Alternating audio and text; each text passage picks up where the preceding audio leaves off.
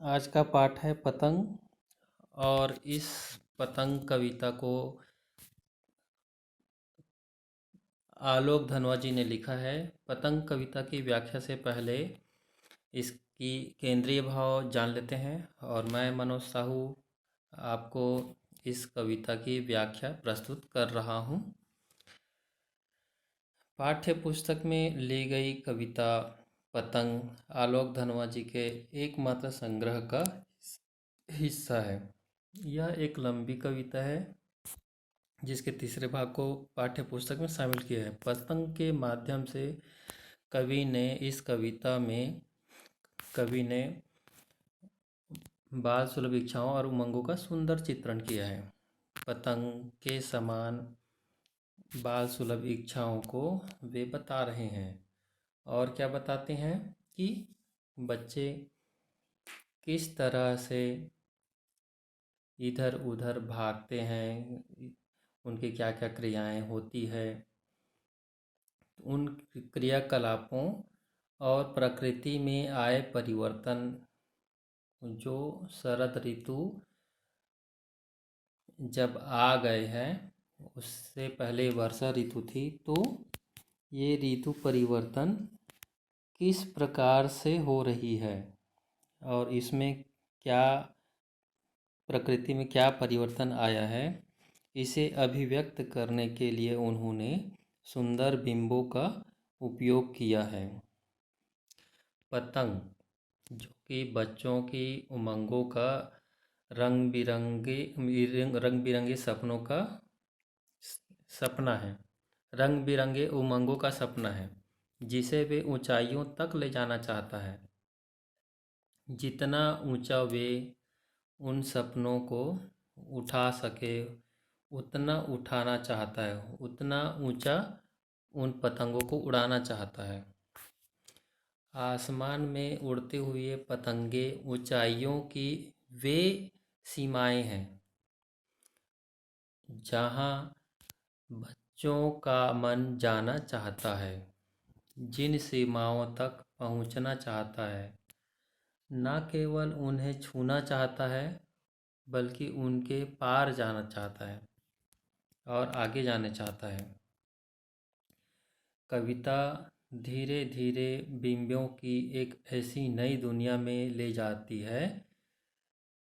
बिंबों यानी इमेजेस, छाया, जहाँ शरद ऋतु का चमकीला इशारा है, जहाँ तितलियों की रंगीन दुनिया है, दिशाओं के मृदंग बजते हैं, जहाँ छतों के खतरनाक कोने से गिरने का डर है तथा दूसरी ओर इस डर पर जीत पाते हुए बच्चे हैं जो गिर गिर कर संभलते हैं।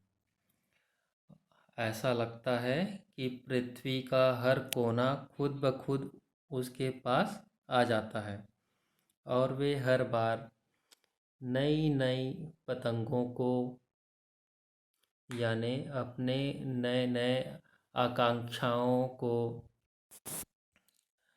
ऊंचा उड़ाने का हौसला लिए, हिम्मत लिए, फिर भादों के बाद शरद की प्रतीक्षा कर रहे हैं। अर्थात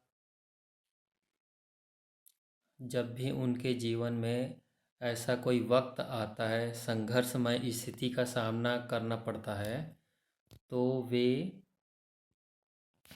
उससे निकलकर आ जाते हैं और दुगने उत्साह के साथ, दुगने साहस के साथ फिर नई परिस्थितियों का सामना करने के लिए तैयार हो जाते हैं और अंधेरे के बाद उजाले की प्रतीक्षा में रहते हैं। तो भादों का महीना जो होता है वह बरसात का महीना होता है और बरसात ऋतु में तेज़ बारिश होती है।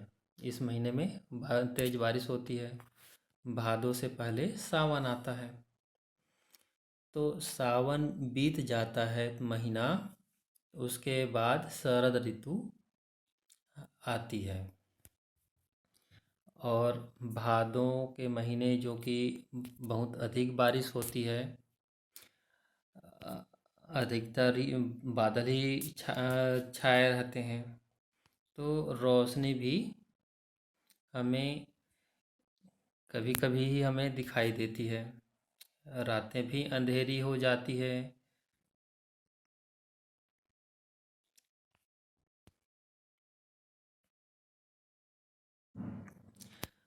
रात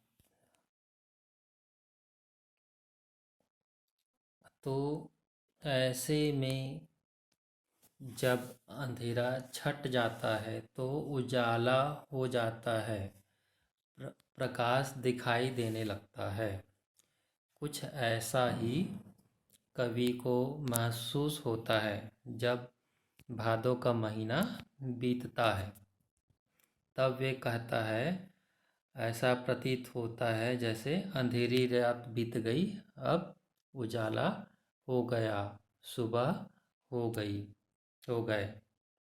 तो जब शरद ऋतु आ जाती है, तो जब उस शरद ऋतु का सवेरा होता है, तो कवि को ऐसे प्रतीत होता है जैसे कि आकाश में छाई हुई लालिमा खरगोश की लाल आँखों के जैसा लग रही हो। उसे आकाश पर छाई हुई सुबह की लालिमा, शरद ऋतु की सुबह की लालिमा के खरगोश के लाल आँखों के समान दिखाई दे रही है। तो खरगोश की लाल आँखें के समान देना, यह एक बिंब है, दृश्य बिंब है।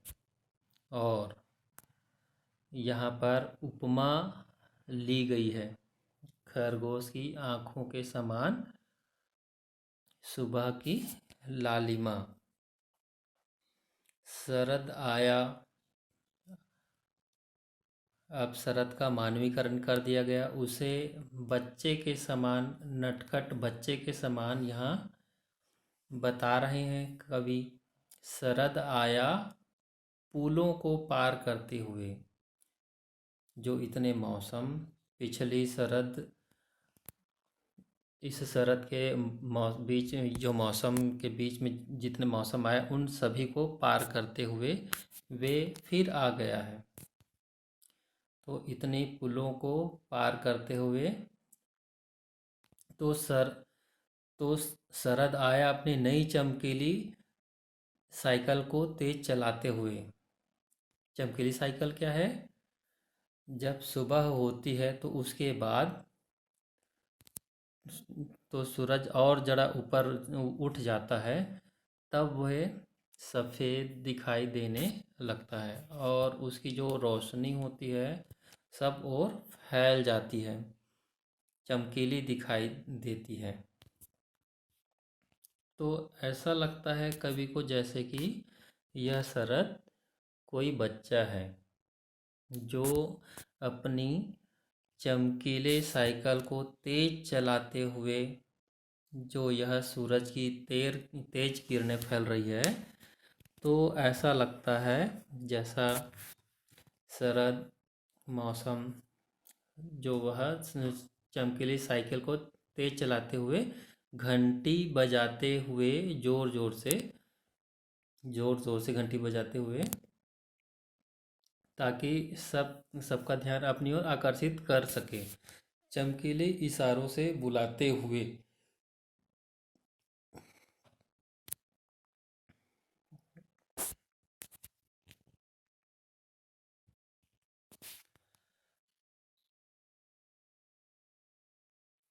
सूरज की चमकीली किरणें सब ओर फैल रही हैं और उजाला फैल रहा है, और इस रोशनी के इशारे से संकेत देकर यह बालक पतंग उड़ाने वाले बच्चों के झुंड को इशारा करके बुला रहा है कि देखो मौसम सुहाना हो गया है और पतंग उड़ाने के लिए अब यह उपयुक्त है।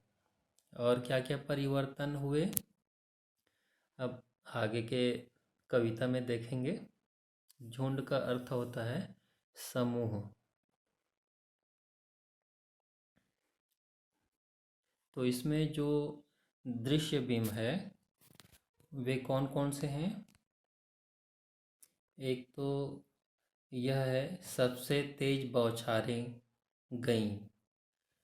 फिर खरगोश की आँखों जैसा लाल सवेरा।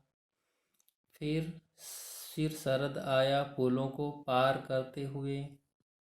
ये भी देख रहे हैं, महसूस हो रहा है। अपनी नई चमकीली साइकिल तेज चलाते हुए, ये भी दृश्य बिंब है। फिर चमकीले इशारों से बुलाते हुए, ये भी दृश्य बिंब है। फिर उसके बाद घंटी जोर से बजाते हुए, ये है श्रव्य बिंब। श्रव्य बिंब, घंटी की आवाज़ आ रही है। और अब आगे हम देखते हैं चमकीले इशारों से बुलाते हुए, यह भी दृश्य बिंब है। आकाश को इतना मुलायम बनाते हुए, स्पर्श बिंब है। यह पतंग ऊपर उठ सके, यह दृश्य बिंब है। तो कवि कह रहे हैं कि बालक शरद चमकीले इशारों से इस समूह को बुलाता है और उसमें इन बच्चों की सहूलियत के लिए कि पतंग को आसानी से उड़ा सके। तो बालक शरद ऋतु है, उसने आकाश, शरद ऋतु में आकाश साफ हो जाता है, सब कुछ धुला धुला सा लगता है, मौसम बहुत ही सुहावना प्रतीत होता है, हल्की सर्दी शुरू हो जाती है। तो वे कह रहे हैं कि आकाश मुलायम स्निग्ध प्रतीत होता है और ऐसे आकाश में पतंग खूब ऊंची उड़ सकती है। दुनिया की सबसे हल्की और रंगीन चीज़ उड़ सके तो आकाश को बालक शरद ने मुलायम बना दिया है।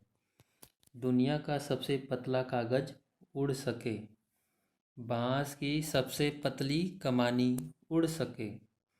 बाँस की कमानी, पतली कमानी हम पतंग का फ्रेम बनाने के लिए प्रयोग करते हैं, तो उसी की बात कर रहे हैं।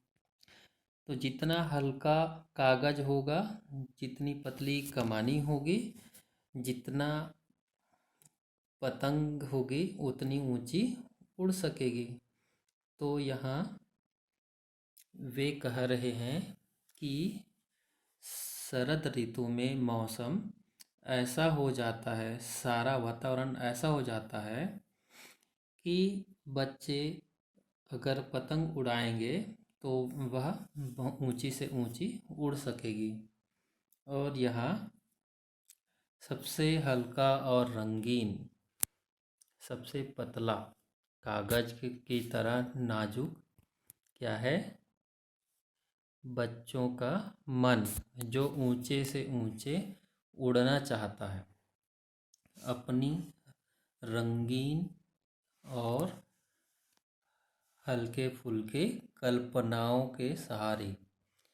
बच्चों का मन बहुत ही नाजुक होता है और कल्पनाओं के पंख लगा के वे ऊंची उड़ान भरना चाहते हैं।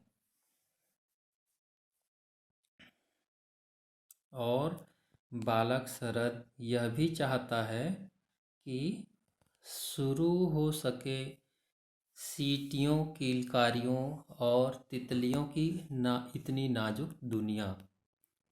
तो जब बच्चे पतंग उड़ाएंगे तो वे आनंद से यहाँ वहाँ भागते हुए किलकारियाँ मारते हुए दिखाई देंगे। खुशी से सीटियाँ बजाएंगे। किलकारियाँ जो खुशी से बच्चे चीखते हैं चिल्लाते हैं उसे किलकारी कहते हैं। और तितलियों की इतनी नाजुक दुनिया फिर से शुरू हो सकेगी, ऐसा बालक शरद चाहता है। शरद ऋतु के आने के बाद ऐसा वातावरण फिर से तैयार हो, जहाँ फिर से बच्चों की कलकारियाँ फिर से गूंजे और तितलियाँ जो रंग बिरंगे पतंगे हैं, जो तितलियों की भांति इनकी दुनिया हमें दिखाई दे। तो यहाँ विशेष अर्थ में, सामान्य अर्थ में तितलियाँ पतंग है, पतंग विशेष अर्थ में यहाँ बच्चे हैं जो तितलियों की भांति चंचल हैं और इनकी दुनिया नाजुक सी दुनिया है।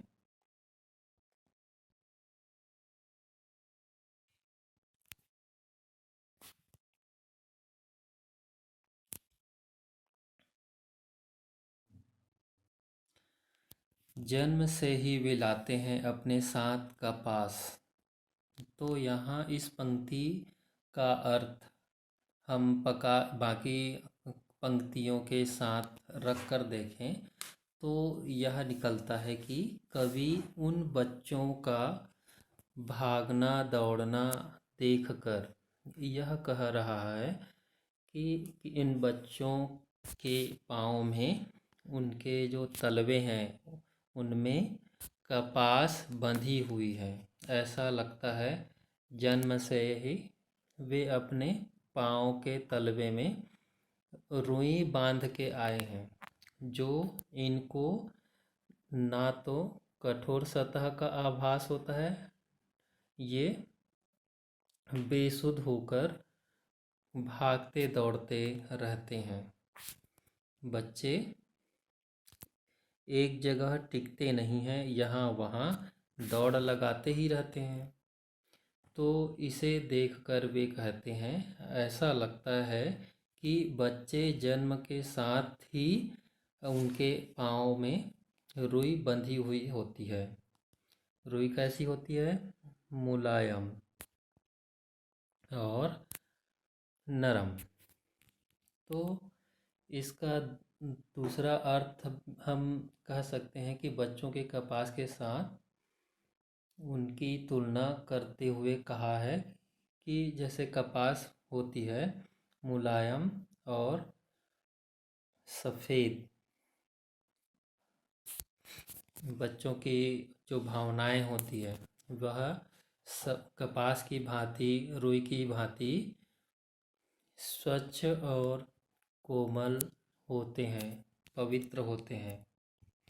लेकिन यहाँ जो अर्थ है वह है पाँव के तलवे से रुई का बना हुआ होगा, क्योंकि आगे भी कवि ने बच्चों के दौड़ने की ही बात कही है। पृथ्वी घूमती हुई आती है, उन पृथ्वी का मानवीकरण कर दिया है उनके बेचैन पैरों के पास। तो इन पंक्तियों में भी पाँव की गतिशीलता का ये बिंब है, बेचैन पैर। तो एक जगह रुकती नहीं है, बच्चे अस्थिर रहते हैं, चंचल होते हैं, टिकते नहीं हैं उनके पैर। जैसे मैन बेचैन होता है वैसे ही बच्चों के पैर हैं, वे एक जगह टिकते नहीं हैं, वे भागते रहते हैं। तो ऐसा लगता है कि पृथ्वी भी घूमते हुए उसके आसपास रहती है। जब वे दौड़ते हैं बेसुध, और जब वे पतंग के पीछे वे बेध्यान, बेसुध मतलब बिना ध्यान दे, ध्यान ही नहीं रहता है, सुध ही नहीं रहती कि आसपास क्या है, पाँव के नीचे क्या है, कुछ नहीं, भागते रहते हैं और उनका एक ही लक्ष्य होता है, पतंग की ओर नज़र, पतंग की ओर नज़रें टिकाए रखना। तो जब वे दौड़ते हैं बेसुध, इस तरह से तेज़ी से बेसुध होकर दौड़ते हैं, बेध्यानी में दौड़ते हैं, तब छतों को भी नरम बनाते हुए, छतों को नरम बनाने का अर्थ है, कोमल बनाने का अर्थ है कि जो व्यक्ति देखता है ऐसे बच्चे भाग रहे हैं, बेसुध होकर भाग रहे हैं, उनके पाँव में क्या छत की कठोरता महसूस नहीं हो रही है? तब ऐसा लगता है कि ये छतें शायद नरम हों। या दूसरे अर्थों में देख सकते हैं कि वे इस तरह से बेसुध होकर भागते हुए छतों को नरम समझते हैं, मतलब उनके मन में छतों की कठोरता का कोई एहसास ही नहीं है। अगर उनको एहसास होता तो इतनी तेज़ी से नहीं भागते। कि पत्थर पड़े हैं, कंकड़ पड़े हैं, तो छतों को नरम बनाते हुए यहाँ भी बिंब है। कौन सा बिंब है? स्पर्श बिंब, छतों को स्पर्श बनाना। दिशाओं को मृदंग की तरह बजाते हुए यहाँ भी बिंब है। कौन सा? श्रव्य। श्रव्य मतलब बजाते हुए, बजाना। और जब जब भी भागते हैं तो सारा अंश है कविता का उनके भागने के, दौड़ने भागने से है। तो हम कहेंगे उनके पाँव की आहट होती है, पदचाप होते हैं, वह इस प्रकार लगता है कि सभी दिशाओं में जहाँ जहाँ भाग रहे हैं, दौड़ रहे हैं, वहाँ मृदंग बज रहा हो। मृदंग ढोलक के जैसे एक वाद्य यंत्र है जिस पर आप थाप देकर बजाते हैं।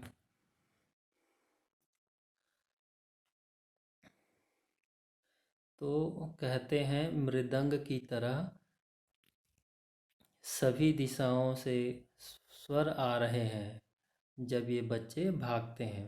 तो दिशाओं को मृदंग की तरह बजाते हुए प्रतीत होता है। उनके जो पाँव होते हैं, पदचाप होते हैं, वे इस प्रकार सुनाई देते हैं जैसे कि वे सभी सभी ओर वे भाग रहे हैं। उन दिशाओं को वे मृदंग की तरह बजा रहे हैं। जब वे पेंग भरते हुए चले आते हैं, उनका दौड़ना, और कवि को कैसा लगता है कि बच्चे जब भागते हैं, दौड़ते हैं, तो यहाँ उपमा अलंकार है कि उनका दौड़ना, बच्चों का दौड़ना झूला झूलने के समान है। जैसे हम झूला झूलते हैं, जब ऊंचा जाना चाहते हैं तो जोर लगा के ऊपर की ओर अपने आप को धकेलते हैं, ऊपर की ओर अपने आप को ले जाते हैं, उसे हम पेंग भरना कहते हैं। तो झूला झूलते हुए नज़र आते हैं बच्चे जब भागते हैं इतनी तेज़ी से, डाल की तरह लचीले वेग से। अक्सर आप किसी पेड़ की डाल को खींचें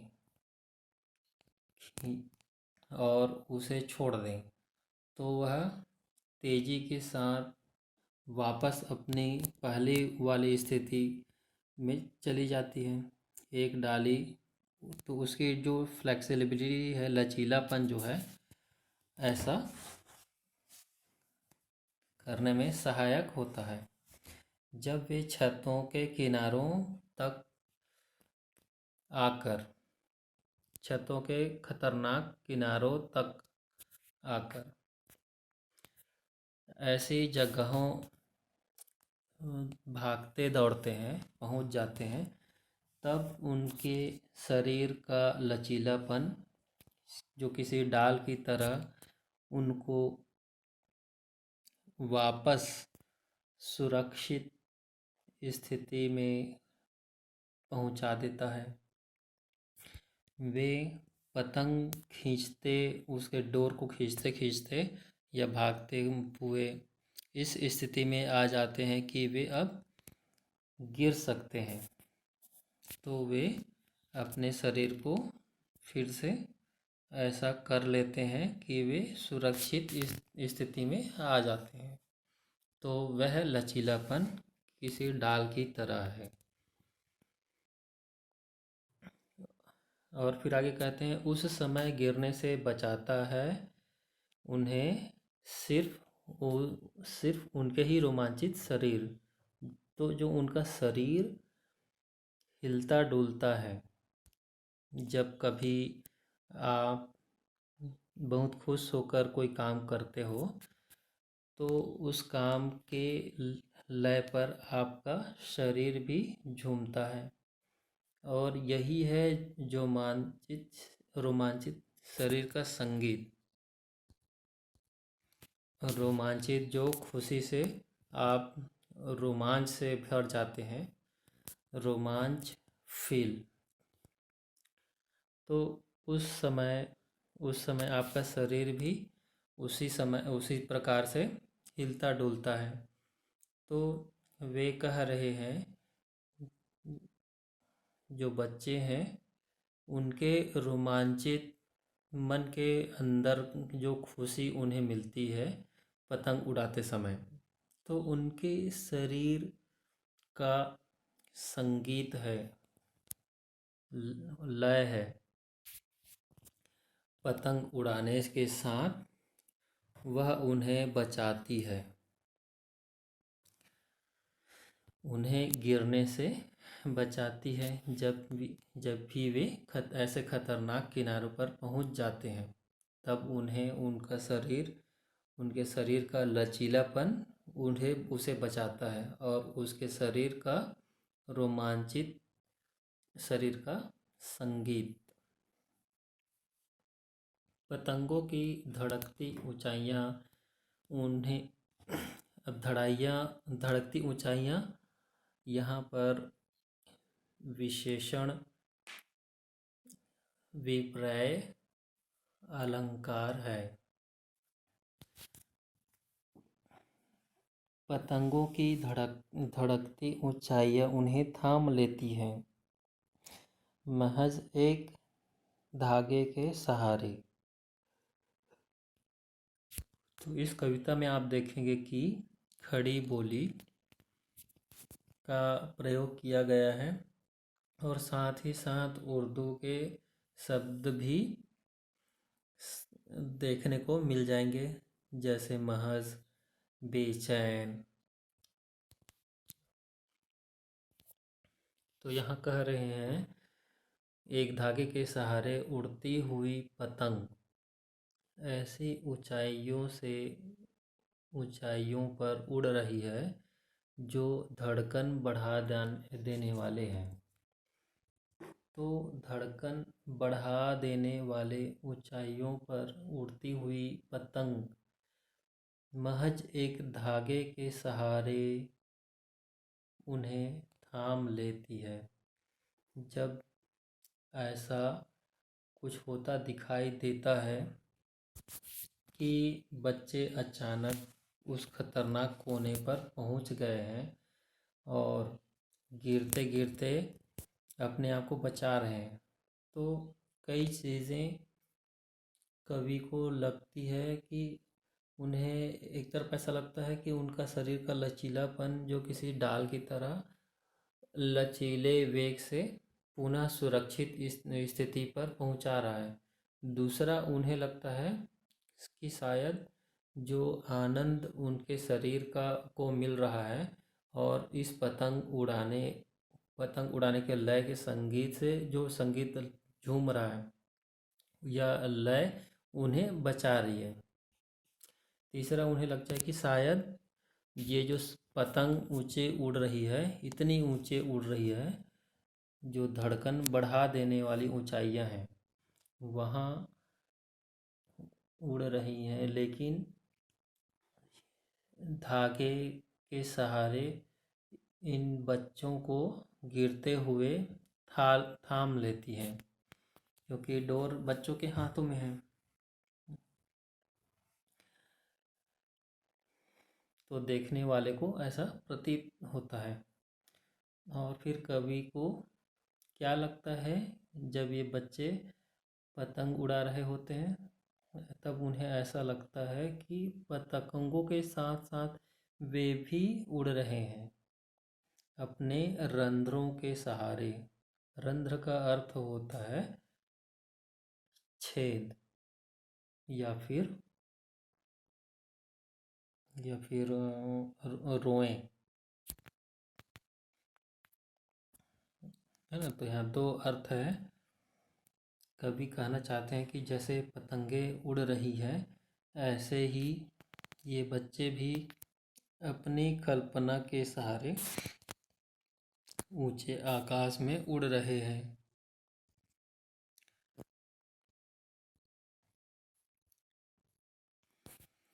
तो यहाँ धड़कती ऊंचाइयाँ, यहाँ पर भी दृश्य बिंब है।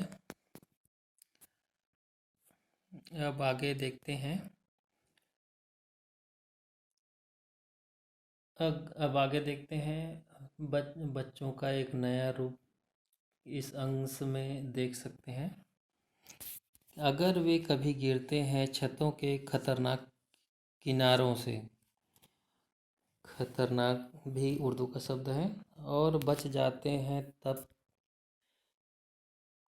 तो क्या करते हैं, तब और भी निडर होकर सुनहले सूरज के सामने आते हैं, और पृथ्वी और भी तेजी घूमती हुई आती है उनके बेचैन पैरों के पास। तो यहाँ आप देखेंगे सुनहले सूरज में स की आवृत्ति है, तो वर्ण की आवृत्ति हो रही है, अनुप्रास अलंकार होता है वहाँ। पृथ्वी आती है, तेज घूमती हुई आती है, यहाँ मानवीकरण अलंकार है। फिर गिरकर बच जाते हैं, यहाँ विरोधाभास अलंकार है। और बेचैन पैरों, मैंने जैसे पहले बताया, जो पैरों की गतिशीलता का बिंब है, बेचैन पैर है, उसके माध्यम से व्यक्त किया गया है। और इस पूरी कविता में साहित्यिक खड़ी बोली है, और हिंदी के शब्दों के साथ साथ प्रचलित उर्दू भाषा के शब्द के हैं, उसका भी प्रयोग किया गया है। अब यहाँ इस अंश में ये बता रहे हैं कि जब बच्चे छतों के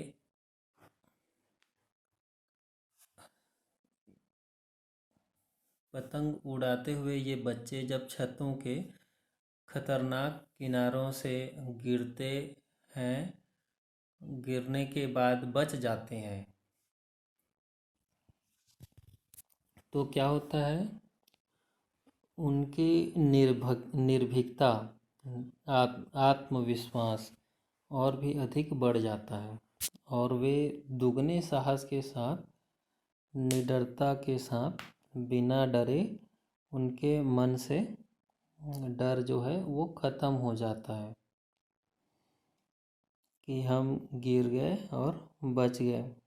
तो वे निडर हो जाते हैं और दुगने जोश के साथ, उत्साह के साथ फिर से छत पर आते हैं, और सूरज चमक रहा है यहाँ आकाश में दोपहर का समय, और फिर आते हैं और पतंग उड़ाते हैं फिर से।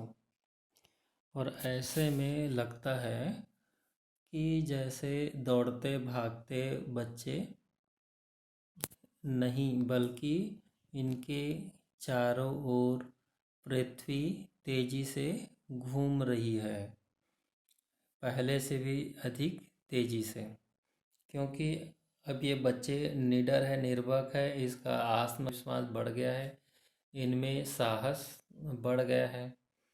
तो वे कह रहे हैं कि इन बेचैन पैरों के पास, मतलब ये पैर जो है और गतिशील हो गए हैं, दुगने जोश से वे पतंग उड़ा रहे हैं। तब ऐसा लगता है मानो पृथ्वी और भी तेज घूम रही है। तो यह थी कविता पतंग।